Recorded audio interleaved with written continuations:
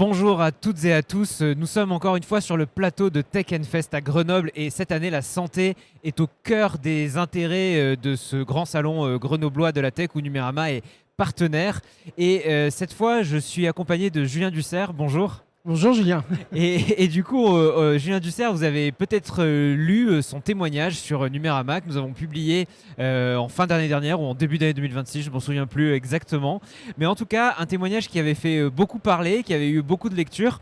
Pourquoi ? Parce qu'on parlait d'un sujet qui est assez niche en France, mais qui commence à émerger, alors qui vient souvent d'autres pays, d'autres régions du monde où il est peut-être un peu plus en avance. Ce sujet, c'est la santé prédictive et le quantified self. Alors, quantified self, santé prédictive, c'est des grands mots qui veulent dire, en gros, recueillir des données sur soi-même.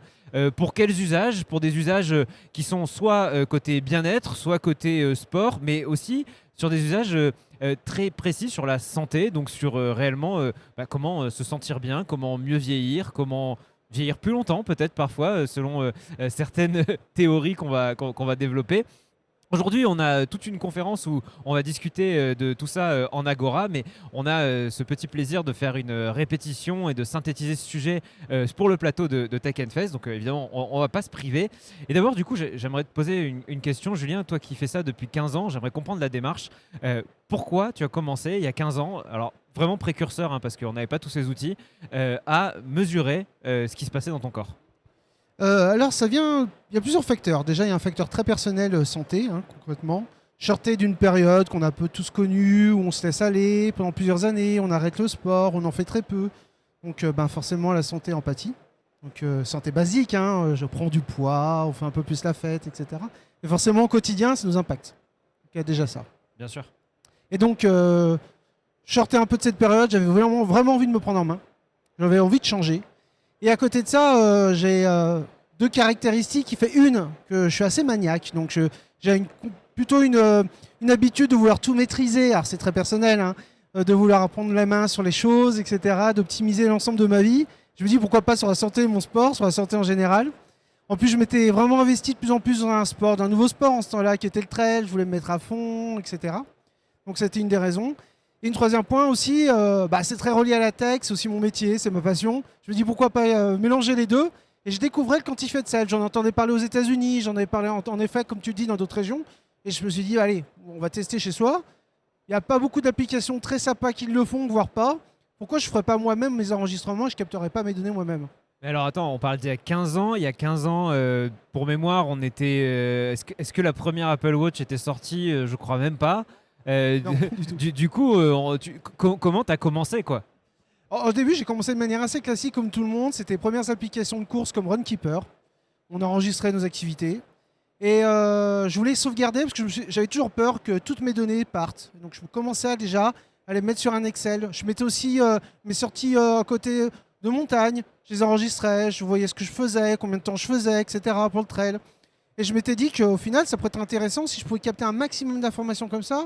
Alors je faisais pas encore ma santé en ce temps-là, c'était très sport.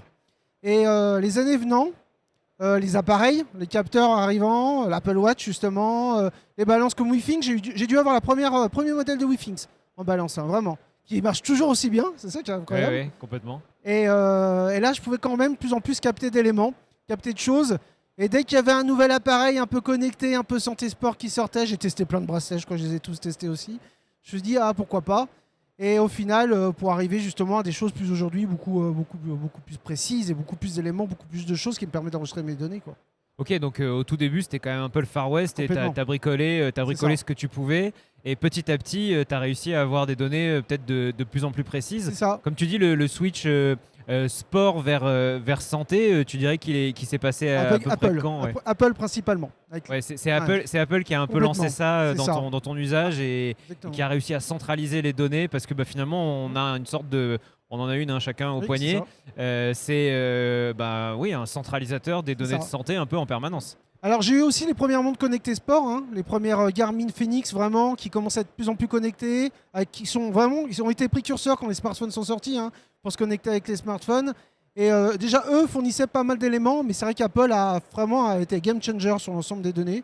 Et on pouvait, dès le début, ils se sont dit il faut porter Apple Watch tout le temps, il faut enregistrer maximum de données tout le temps. Et moi, pour moi, c'était la révélation dans mon projet. complètement.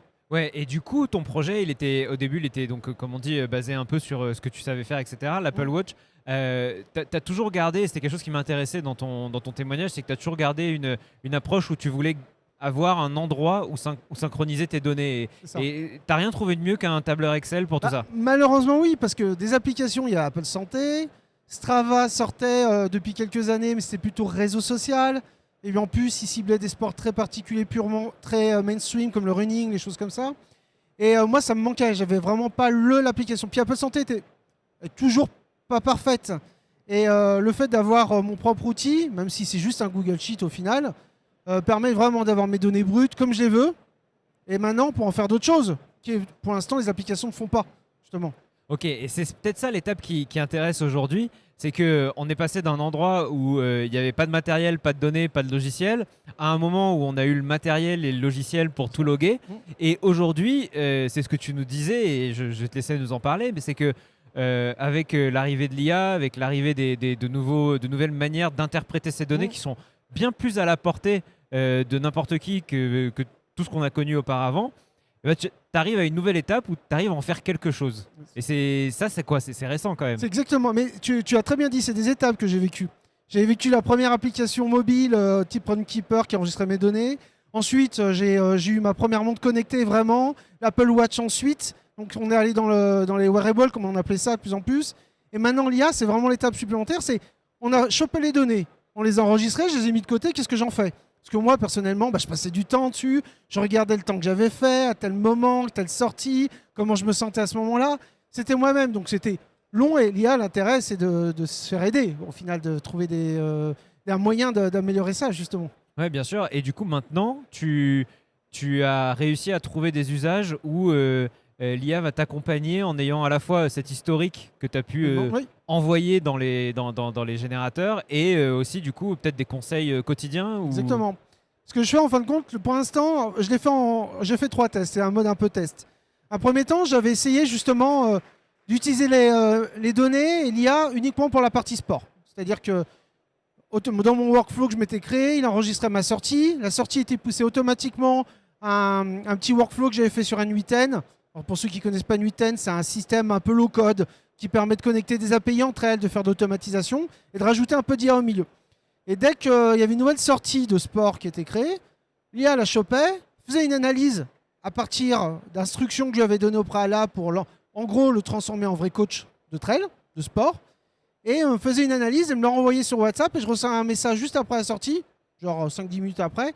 T'as fait telle sortie, c'était pas mal, mais tu vois, ta longueur de pas était pas top. Ou alors demain, tiens, j'avais essayé même de rajouter la météo. C'est-à-dire que j'adore courir sous la pluie. Et dès qu'il y avait de la pluie, il me disait, tiens, demain, profites-en, il pleut, va courir, tu verras, ça te fera plaisir. Et ça, c'est que pour le sport. Et je me suis dit, au final, vu que c'est pas des objectifs sportifs très élevés, du moins pas comme avant, je me suis dit, il faut que je fasse pareil pour la santé. Donc, j'ai créé un qu'on appelait un custom GPT, sur ChatGPT, comme on connaît tous, où là, j'ai vraiment travaillé le prompt pendant plusieurs semaines, voire plusieurs mois, pour qu'il me connaisse bien, pour que je lui donne les bonnes instructions, pour qu'il analyse les bonnes choses très spécifiques à mes besoins. Et sur la santé et le sport. Enfin, du moins plutôt sur la santé au général. Donc pour l'instant, il n'est pas trop proactif. C'est-à-dire que je lui pousse les informations facilement, rapidement. Il me fait une analyse, il me donne des conseils sur plein de choses, très largement. Mais l'objectif, c'est vraiment que je fasse comme pour le sport, c'est qu'il soit vraiment proactif et qu'il, lui, remonte sans que je lui demande des choses. Voilà. Compris. Mais tu dirais, là, tu es encore dans tu nous parles de N8N, de ChatGPT que tu as quasiment détourné au début. Alors maintenant, on a vu, ils se sont un peu lancés sur le secteur de la santé en faisant des partenariats. Pourquoi tu dirais que l'écosystème santé est un peu en retard par rapport au reste? Et pourquoi il n'y a pas une app qui fait tout ça en fait? Parce que le problème, c'est qu'on est entre deux. On a soit des apps ou des entreprises qui vont aller vers les sportifs, très sportifs, et d'autres vont aller vers la santé grand public. Pour la santé grand public, une petite parenthèse, moi ce qui m'exaspère un peu, c'est le côté des 10 000 pas par jour. Ça veut rien dire. Surtout que si on est un sportif, non pas très grand sportif, qui a un niveau de sport et de passion de sport, mais un régulier, on a une activité de sport, qui soit même de la natation, de la course 1 ou 2 fois par semaine, les 10 000 pas veulent rien dire. Les 10 000 pas, ils ont été créés pour pousser les gens à faire plus d'activités sportives, mais en soi, il vaut mieux avoir un sport régulier et pas faire 10 000 pas par jour.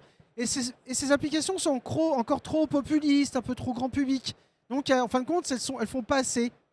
Voilà. Et de l'autre côté, c'est l'extrême. On a des applications de sport qui fournissent une tonne de données que la majorité, même chez les pros, les élites, et j'en suis entouré, hein, j'ai plein d'amis pros, n'utilisent pas. Parce qu'ils vont pas en détail dans. C'est quand on voit un vrai coach à la sortie d'une activité sportive, il va pas nous dire t'as fait tant de kilomètres heure, machin chouette, nanana. Il va te dire c'est bien, t'as moins bien couru ce niveau-là parce que ça vient de ça, etc. Mais c'est ce qu'on attend d'un coach, c'est pas une tonne de données au final. Oui, complètement. Donc en fait, on a un retard qui est structurel, mais c'est pas dit que 2026 soit pas l'année où toutes ces applications pivotent. J'espère. Bah écoute, ce sera le mot de la fin pour cette petite introduction au sujet de la santé prédictive et du Quantified Self. On vous retrouve, nous, du côté de l'Agora Horizon à midi pour creuser ce sujet. Merci Julien pour cette première intervention et on se retrouve plus tard. N'hésitez pas à aller lire le témoignage complet sur Numérama. Il est plutôt technique parce qu'on s'est dit voilà, on a un lectorat qui sait qui comprend ces termes-là et qui est friand de technicité. Donc n'hésitez pas, c'est vraiment un deep dive là-dedans. Moi je vous dis à bientôt. Merci encore à Tech Fest pour cette invitation. Et voilà, à la prochaine. Merci.